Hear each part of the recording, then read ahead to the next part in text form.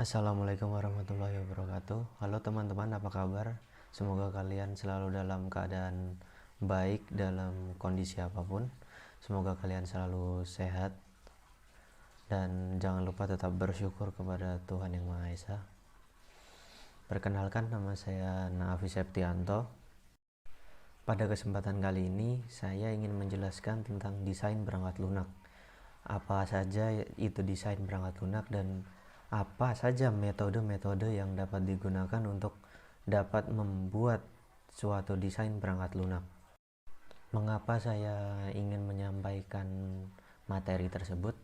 Karena saya mendapatkan materi tersebut dari perkuliahan saya, yaitu mata kuliah metodologi desain perangkat lunak yang diajarkan oleh Bapak Yoga Sahria, Eskom Mkom. Dan sebelumnya saya minta maaf jika nanti ketika penyampaian materi dan penjelasan ada yang kurang-kurangnya, karena kita di sini sama-sama belajar. Saya juga masih belajar, jadi bila ada salah-salah kata atau salah materinya, bisa tolong dikoreksi di kolom komentar. Oke, kalau begitu kita langsung saja masuk ke materinya. Tolong simak baik-baik, bila ada kesalahan tolong dikoreksi. Berikut materinya.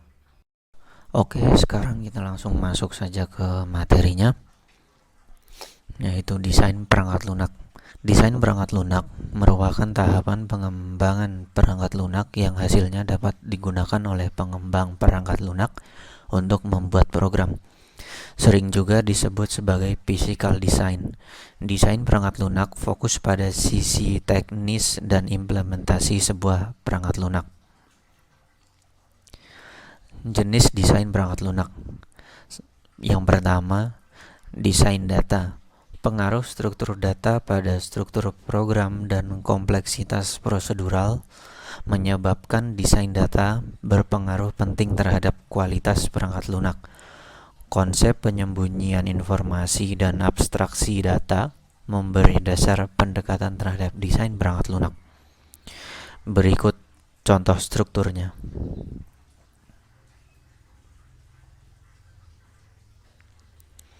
Yang kedua, desain arsitektur.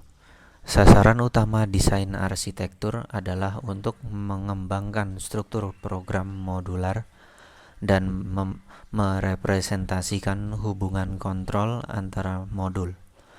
Desain arsitektur juga membentuk struktur program dan struktur data dengan menentukan interface yang memungkinkan data mengalir melalui program.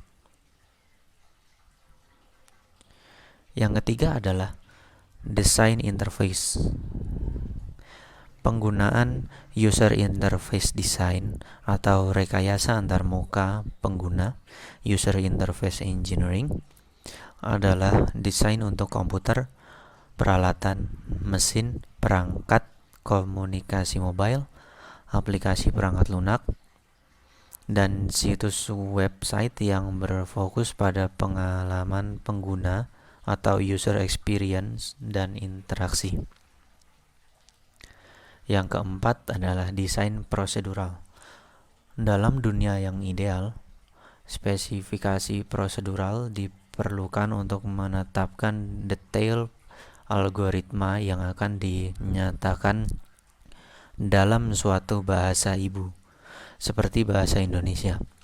Desain prosedural harus menentukan detail desain prosedural tanpa ada ambiguitas.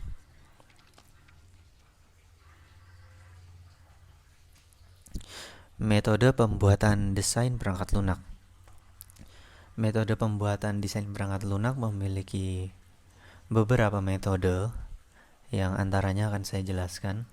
Yang pertama ada IGOA, input, guide, output, dan enabler. Komponen dasar untuk proses bisnis yang digunakan untuk menangkap dan mendokumentasikan proses informasi. Berikut contoh strukturnya. Penjelasannya. Yang pertama, input. didefinisikan sebagai suatu yang berubah atau digunakan. Perubahan tersebut pastinya memiliki nilai tambah. Jenis informasi meliputi fisik, lokasi, dan informasi. Yang transformasi fisik terjadi bila ada perubahan pada produk, misalnya bahan baku berubah menjadi barang jadi. Transformasi lokasi terjadi perubahan tempat, misalnya memindahkan barang dari satu tempat ke tempat yang lain. Transformasi informasi terjadi saat ada perubahan informasi, misalnya saat informasi dibuat, diperbarui, atau dihapus. Yang kedua, guide menjelaskan when, why, atau who pada suatu proses atau kegiatan yang terjadi. Oleh karena itu, peristiwa yang menentukan kapan proses dimulai atau berakhir diklasifikasikan sebagai guide, serta semua kebijakan, peraturan, dan kebutuhan standar yang lain. Contoh guide: yang pertama, kebijakan bisnis. Yang kedua, peraturan bisnis. Yang ketiga, prosedur. Yang keempat, budaya.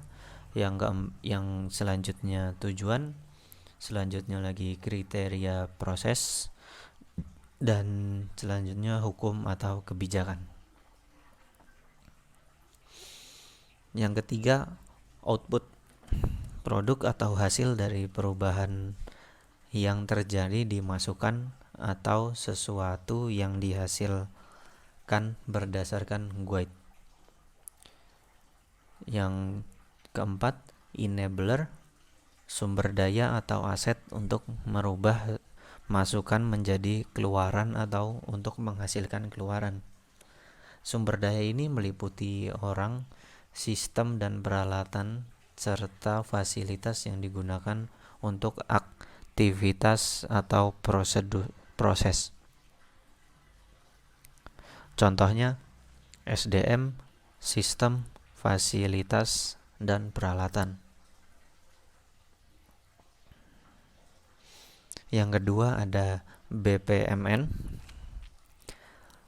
adalah sebuah pendekatan untuk meningkatkan efektivitas dan efisiensi melalui pembangunan otomatisasi proses dan ketangkasan untuk mengolah perubahan, serta membantu dalam mengawasi dan mengontrol seluruh elemen pada proses bisnis. Tujuannya untuk menyediakan sebuah notasi yang mudah dimengerti dan dipahami pembacanya bagi seluruh pihak bisnis, baik dari seorang analisis bisnis yang membuat draft proses sampai ke pengembang teknik yang bertanggung jawab dalam implementasi teknologi proses tersebut. Dan terakhir, bagi para pelaku bisnis yang akan menjalani serta mengawasi proses tersebut. Penjelasannya sebagai berikut. Yang pertama, Organization Foundation. Pada fase ini dibahas mengenai organisasi yang terkait secara jelas. Yang berikutnya, Process Foundation. Pada fase ini dibahas mengenai hasil analisis dari proses bisnis yang sedang berjalan. Yang berikutnya, Technology Foundation. Pada fase ini berisi gambaran mengenai sistem yang sedang berjalan serta teknologi dan peralatan-peralatan yang dibutuhkan oleh pihak-pihak yang berkepentingan atau stakeholder di dalam organisasi. Yang selanjutnya, BPM Foundation. Pada fase ini tidak hanya disediakan cara untuk memulai suatu proyek, tetapi juga dilengkapi dengan langkah-langkah yang dibutuhkan untuk membuat suatu proyek yang sukses. Berikutnya, elaboration. Pada fase ini dibahas mengenai proses bisnis yang sedang berjalan serta mengidentifikasikan apakah proses bisnis tersebut perlu untuk dilakukan pengembangan kembali. Berikutnya improvement. Pada fase ini dilakukan pengembangan terhadap sistem dengan tujuan untuk melakukan modifikasi dari sistem yang ada sekarang ataupun mengubah dari sistem yang lama ke sistem yang baru agar sesuai dengan kebutuhan. Berikutnya ada people and technology development. Pada fase ini menjelaskan pengembangan pada SDM dan teknologi. Berikutnya deployment. Fase ini merupakan penindaklanjutan dari pengembangan yang ada pada fase-fase sebelumnya ke dalam sistem baru untuk dijalankan dalam kegiatan operasional. Berikutnya lagi monitor and benefit realization. Pada fase ini ditetapkan sebuah kerangka untuk mengolah manfaat proyek bisnis, target, ukuran, dan usaha untuk mencapainya. Berikutnya continuous improvement. Pada fase ini dijelaskan mengenai aspek-aspek pendukung yang dibutuhkan di dalam pengembangan sistem. Dari hasil pemahaman proses bisnis, kemudian dilakukan pemetaan proses bisnis yang dilakukan dengan menggunakan BPMN, Business Process Modeling Notation. BPMN adalah suatu notasi standar yang dapat berupa icon atau gambar untuk digunakan di dalam pemodelan proses bisnis. Tujuan dari pembuatan BPMN adalah untuk menyediakan notasi yang siap digunakan dan sudah terstandarisasi untuk setiap bisnis user, mulai dari analisis bisnis yang membuat perencanaan awal dari proses sampai pada technical developer yang bertanggung jawab mengimplementasi teknologi yang akan menjalankan proses, dan terakhir sampai kepada orang-orang di bisnis yang akan mengatur dan memonitor proses. Yang ketiga, use case diagram bisnis merupakan model yang menggambarkan proses bisnis dari sebuah bisnis atau organisasi dan interaksi proses tersebut dengan pihak luar, seperti pada customer dan partner. Proses bisnis merupakan sekumpulan aktivitas yang dirancang untuk menghasilkan output tertentu bagi customer.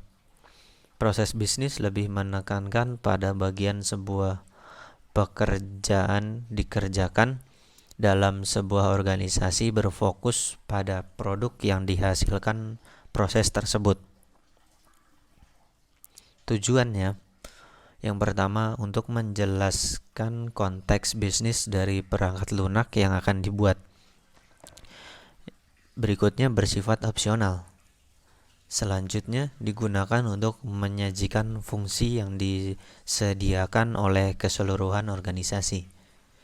Berikutnya, diagram ini menjawab pertanyaan apa yang bisa dilakukan dan mengapa harus membangun sistem.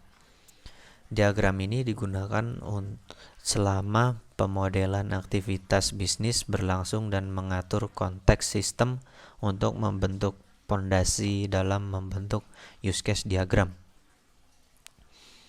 Kesimpulan pada desain perangkat lunak adalah desain perangkat lunak merupakan salah satu tahap pengembangan perangkat lunak yang menjadi jembatan dari analisis dan implementasi program.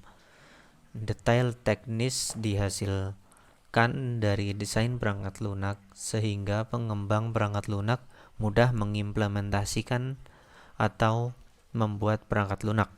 Dalam beberapa hal, desain perangkat lunak memiliki tantangan tersendiri. Referensi. Berikut referensi yang saya ambil untuk membuat materi tersebut. Yang pertama dari www.codepolitan.com, yang kedua dari timur.elearning.me. Ya, terima kasih. Berikutlah materi yang bisa saya sampaikan.